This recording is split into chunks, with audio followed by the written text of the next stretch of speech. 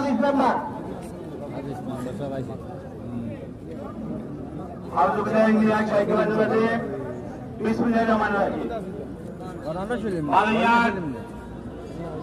বাজার এই বিশাল সমাবেশে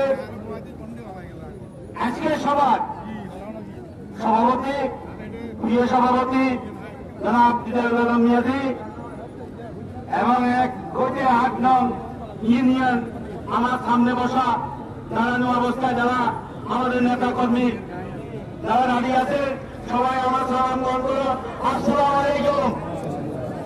আমরা আজকে 18 বছর বালিয়ারে এইভাবে জনসভা করে আমরা একাত্রিত হয়ে আমরা এইভাবে বক্তব্য রাখার কোনো সুযোগ ছিল না।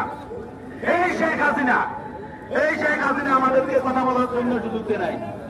আমরা 8 নম্বর যখন ইউনিয়ন বিএনপির পক্ষ থেকে আজকে 7-8টা ইউনিয়নের নেতৃবৃন্দ এবং সামনে দাঁড়ানো অবস্থায় যারা দাঁড়িয়ে আছে সবাইকে আমরা 8 নম্বর ইউনিয়নের পক্ষ থেকে শুভেচ্ছা জানাই।